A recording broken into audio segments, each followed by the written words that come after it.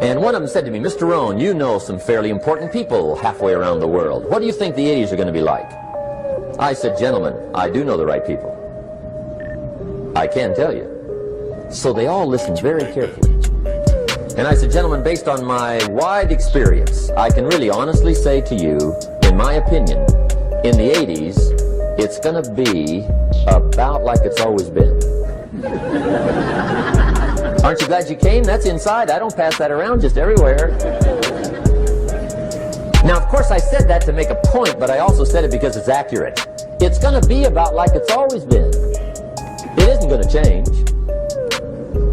The tide comes in and then what? It goes out. For 6,500 years that we know of, recorded history, and probably long before that. So it is not going to change. It gets light and then what? It turns dark. 6,500 years. See, it's not likely to change. And we're not to be startled by that. If the sun goes down, the guy says, what's happened, what's happened? It means he hasn't been here long, I guess, right? It always goes down about this time. The guy says, well, I don't like that arrangement. Well, you got to talk to somebody besides me, right? It gets light, then it turns dark. In rotation, the next season after fall is what? Winter. Pray tell, how often does winter follow fall? Every year regularly for the last 6,500 that we know of. See, it is not going to change. Now, some winters are long, and some are short, and some are hard, and some are easy, but they always come right after falls. It isn't going to change. Sometimes you can figure it out, sometimes there's no way to figure it out. Sometimes it goes well, sometimes it gets in a knot. Sometimes it sails along, sometimes it gets in reverse. See, that's not going to change. The last 6,000 years reads like this: opportunity mixed with difficulty. That's how it reads. It isn't going to change. The man says, well, if it isn't going to change, how will my life ever change? Answer, when you change. And whether I'm talking to high school kids or business executives, my message is always the same. And it goes like this: the only way it gets better for you is when you get better.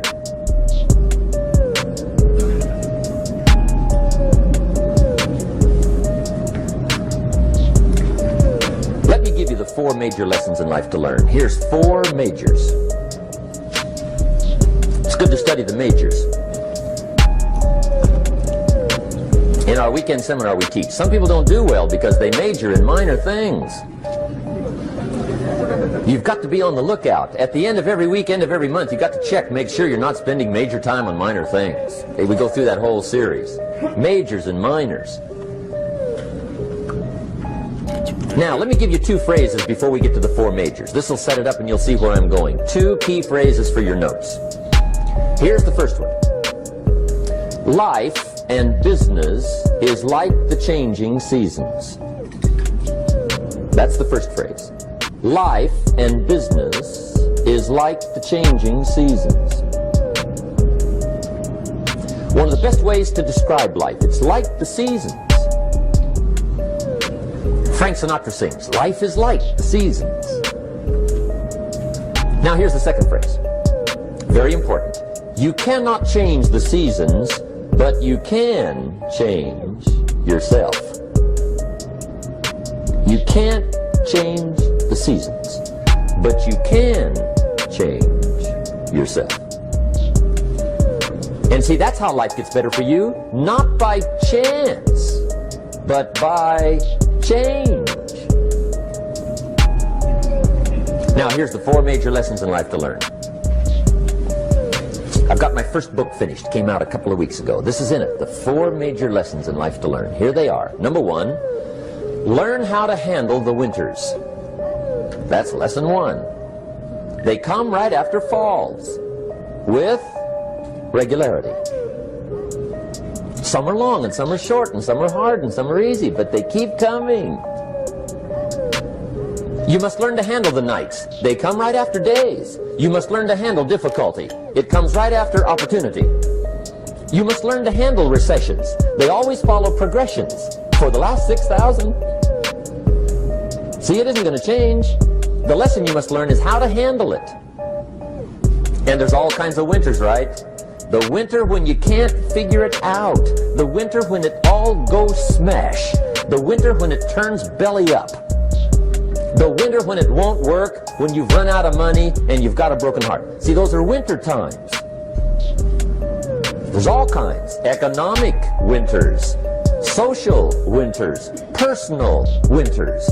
When your heart is smashed in 1,000 pieces and the nights are unusually long, your prayers seem to go no higher than your head. It's wintertime. Barbara Streisand sings, "It used to be so natural to talk about forever, but used to be's don't count anymore. They just lay on the floor till we sweep them away. You don't sing me love songs, and you don't say you need me, and you don't bring me flowers anymore." A song of winter.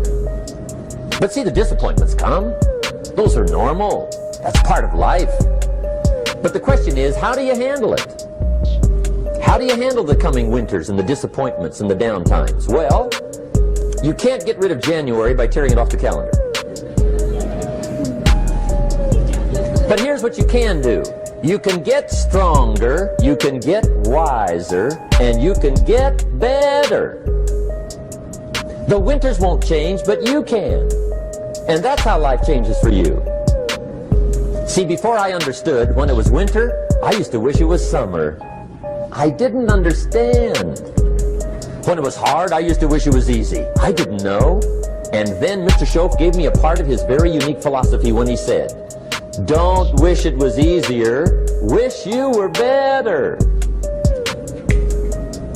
See, that triggered my whole life change.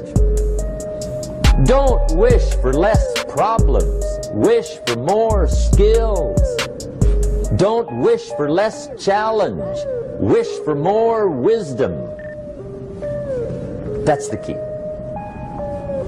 So that's lesson one, learn how to handle the winters. Here's lesson two, learn how to take advantage of the spring. That's the second one. Spring is called opportunity. And spring follows winter. What a great place for it. If you were going to put it somewhere, that'd be the place to put it, right after winter. And pray tell, how often does spring follow winter? Every year with regularity, 6,000. You can almost count on it. See, opportunity always comes. Days follow nights. Isn't that terrific? Opportunity follows difficulty. But here's what you must learn to do. Underline these two words in that key phrase. Take advantage. Underline those two. You must learn to take advantage of the spring. See, just because spring rolls around is no sign you're going to look good come fall. You gotta do something with it. In fact, you have to get good at one of two things in life. Planting in the spring or begging in the fall. Or get somebody to do it for you. See, those are about the only alternatives. Now here's what else you must do. Take advantage of the springs quickly, because there's only a few. Just a handful of springs have been handed to each of us. They don't come forever. Life is fairly brief. So you got to read every book you can get your hands on what to do with your springs while they're here. And take advantage, they soon run out. The Beatles wrote, "Life is so short." And for John Lennon, it was extra short. But life is brief. Elton John sings, "She lived her life like a candle in the wind." It's brief. So whatever you're going to do with your life, you got to get at it. Don't just let the springs pass. Here's the third major lesson in life to learn. Learn how to protect your crops all summer. You got to take care of what you start. Sure enough, as soon as you've planted your garden in the spring, the busy bugs and the noxious weeds are out to take it. And here's the next bit of truth. They will take it unless you prevent it. And that's the third major skill to learn. You've got to learn to prevent the intruder from taking all the good you start. It's one of the challenges. Here's two key phrases under number 3. First one, all good will be attacked. On this planet. Maybe not the next one we get to, but on this one, all good will be attacked. Every garden will be invaded. Not to think so is naive. And here's the second phrase. All values must be defended. Political values, social values, community values, family values, marriage values, friendship values, business values. Every garden must be tended all summer. Third major lesson. Now here's number 4. Fourth major lesson in life to learn. Learn how to reap in the fall without complaint. Learn to reap come harvest time without complaint. Take full responsibility for what happens to you. It's one of the highest forms of human maturity, accepting full responsibility. It's the day you know you've passed from childhood to adulthood, the day you accept full responsibility. And another note, learn to reap in the fall without apology. Without apology if you do well, and without complaint if you don't. That's maturity. I used to have that long list of reasons why I wasn't doing well. To explain. You've got to explain, right? Otherwise you're going to look bad. I used to have this funny list called Reasons for Not Looking Good.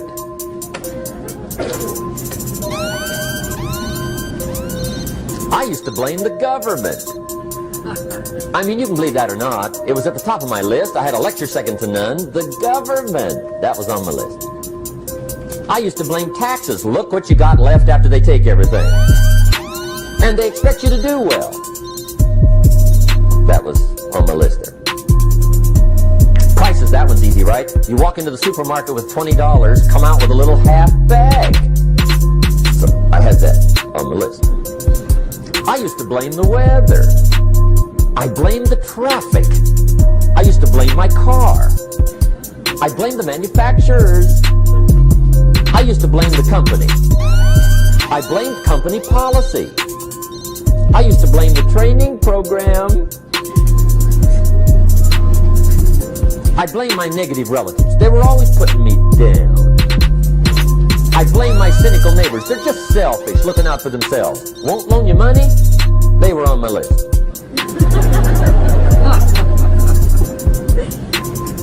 I used to blame the economy. I blamed the community. That's a pretty good list for not doing well, isn't it? I thought it was good. I'll never forget one day, Mr. Schoaf was very kind, but he was also very blunt. And this was no exception.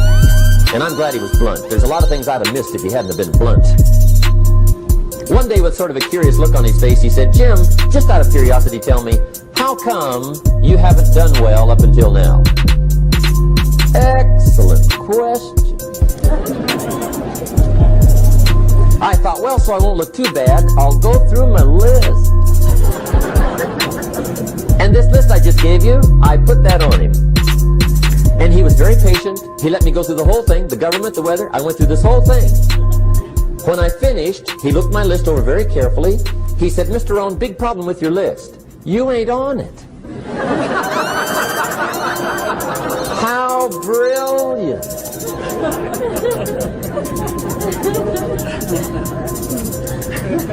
When I went to work for him a few months later, I learned very quickly to tear up my list, reasons for not doing well, and I threw it away. And I got me a fresh piece of paper. And I put one word on it. Me. There's a Black Heritage spiritual that says, "It's not my mother, nor my father, nor my brother, nor my sister, but it's me, oh Lord, standing in the need of prayer." See, I used to blame everything outside. And then let me give you a little philosophy that helped turn my life around. For your notes, here it is. It's not what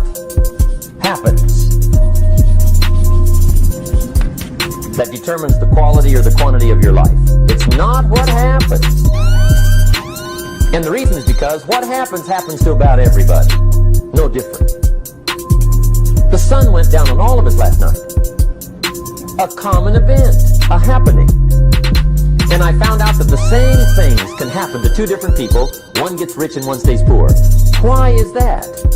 It's because it's not what happens, but rather it's what you do that changes everything. So that's a key phrase. It's not what happens, it's what you do. What happens is about the same. You might put that in parentheses here. Same. What people do, that's what's different. Anything can happen, right? Everything can happen. I've heard all the stories. I've been one of the stories. Hey, we could all tell stories all night long, right? Happenings. Anything can happen. Have you heard of Murphy's Laws? Anybody here heard of Murphy's Laws? Okay, most of you have. Murph had these laws. One of them was, if anything can go wrong, it will. That's one of Murphy's laws. He was not one of the great positive speakers of the day. But anyway, it's still true though, right? Anything can go wrong, everything can go wrong. For sure. I've fallen out of the sky so many times. Once to the tune of a couple of million. Devastating. Took me a while to survive that one. Now, it wasn't all that much, but it was all I had. I mean, that's when it's much, right? When it's all you got. If you got 3 to go, you got 1 left, you ain't looking that bad. But when it all goes, has anybody been there when it all went? Anybody? Come on, the rest of you liars. Hey, we've all been there, right? When it all went. Of course, it used to be a long time ago, right? When you ran out of money, got to zero, you were all through. Heck, now you can whistle right on by zero, right? I mean, they will bury you. That's what they will do.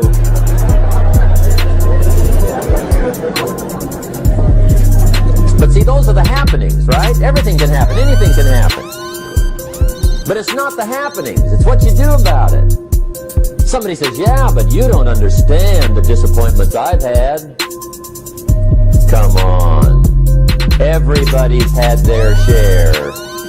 Disappointments are not special gifts reserved for the poor. Everybody has them. The difference is what you do about it.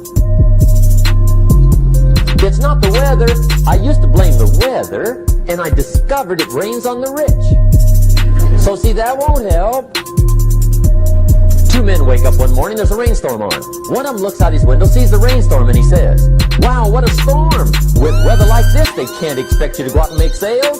He stays home. Same morning, the other guy looks out his window, sees the same storm, says, wow, what a storm. But he says, you know what, with weather like this, what a great day to go out and make sales. Most everybody will probably be home. Especially the salesman.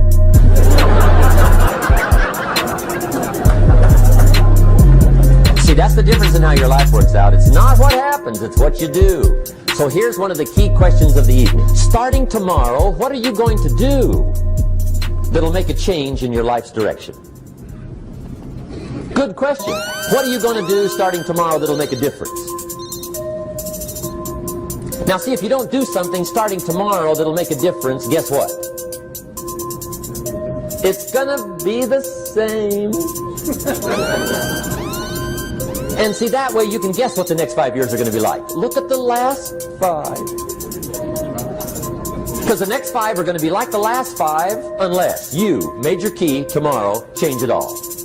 Or change a little, or change something, or don't change. It's choice time. You can do whatever you want. But it's nice to know any day you wish you can change your life. The most valuable commodity I know of is information.